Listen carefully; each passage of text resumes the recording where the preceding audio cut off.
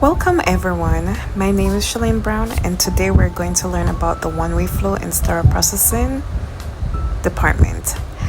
This flow is one of the most important concepts in sterile processing because it helps prevent cross-contamination, protects patients from infection, and ensure that surgical procedure remains safe and sterile for every procedure. By the end of this presentation, you'll understand each stages of the one-way flow, by which each step is important, and how following this process helps protect both patient and healthcare profession. Whether you're new to sterile processing, studying for the CRCST exam, or simply looking to expand your knowledge, this lesson will provide a strong foundation for one of the most important principles of sterile processing. Let's get started. Understanding the one-way flow. The sterile processing department follows a strict one-way flow. This means instruments travel from one direction, from dirty to clean, and they will never move backwards. This process begins when contaminated instruments arrive from the operating room. They enter the decontamination area where blood, tissue, and other contaminants are removed. After cleaning, the instrument moves from the inspection to assembly area. Here, technicians carefully inspect every instrument for cleanliness, proper function, and any signs of damage, wear, and tear. Once the inspection is complete, the instruments are packaged correctly and prepared for sterilization. After sterilization, the instruments are removed, allowed to cool before begin the transfer of the sterile processing stage, where they maintain, protect until needed for patient care. Following the one-way process reduces the risk of contamination and helps maintain safety for patient. Okay, so let's look at our first scenario. A technician carries a sterile tray through the decontamination area because it is the shortest route. Although this may seem convenient, it's never accepted. The decontamination area contains contaminant instruments and microorganisms that may contaminate sterile supplies. Once the sterile trays enter a contaminated environment, its sterility can no longer be guaranteed. Always remember that sterile areas should only travel through clean and sterile areas, not dirty areas. Patient safety should always come before convenience. Now let's consider another situation. A contaminated instrument accidentally enters the assembly area before being cleaned. This creates serious risk. The contaminated instrument can spread microorganisms to work surface, clean instrument, packaging material, and even staff members. This type of cross-contamination compromises the entire workflow that increases the risk of surgical site infection.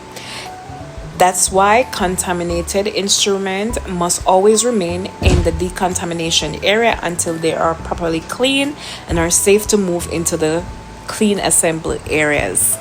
Always remember that this process, once this happens, the whole process has to start from the beginning. Everything that it come across has to send back to decontamination. For this scenario, a technician noticed a package is damaged after sterilization. What should be the necessary step? Well, it should not be distributed because a damaged package compromises sterility because the barriers has been breached. The content may be contaminated. So the proper way is basically starting over the process.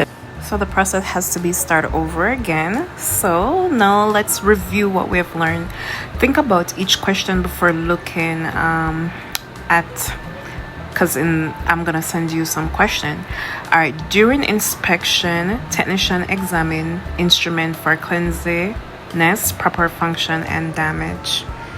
Before sterilization, instrument must be inspected, assembled, and packaged correctly. After sterilization, instrument After sterilization, sterile instruments are transferred into the sterile storage before being sent to the operating room. Finally, remember that the sterile processing department is the first department responsible for handling used surgical instruments after they leave the operating room.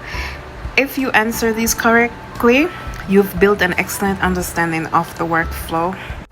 Looking at this scenario, I want you guys to understand that this is an unsafe practice and never should be done in sterile processing. The PPP worn in the decontamination area is considered contaminated because it is being exposed to blood, body fluid, microorganism, and other potential infectious material. If a technician enters the clean assembly or packaging area wearing the same contaminant gown, gloves, masks, or other PPE, they can transfer harmful microorganisms onto clean instrument work surface and packaging material. This breaks the one-way flow and creates a serious risk of cross-contamination. As a result, instruments that appear clean may become contaminated before they are sterilized, increasing the risk of surgical site infection and compromising patient safety. To prevent this, staff must always remove contaminated PPE, perform proper hand hygiene, and put a clean PPE on before entering any work area. Following these infection prevention practices help maintain the integrity of sterile processing workflow and ensures that each instrument is safe for patient use. Remember, clean instruments deserve a clean working environment, and that starts with clean PPE. Here are a few practice questions. Please go through and then we'll review the answer. Let's review the correct answer. The workflow always moves from dirty to clean. Secondly, the inspection focuses on cleanliness, instrument function, and cleanliness. Remember, before sterilization, instrument must be inspected, assembled, and packaged. The final destination before operating room is a sterile storage. Sterile processing department receive contaminated instrument before the beginning of the cleaning process. The concept from the foundation of safety instrument processing. Thank you so much for watching, and I hope this lesson had helped you better understand the one-way flow in the sterile processing department and why it plays a critical role in patient safety. Remember, every instrument we process has the potential to affect a patient's life.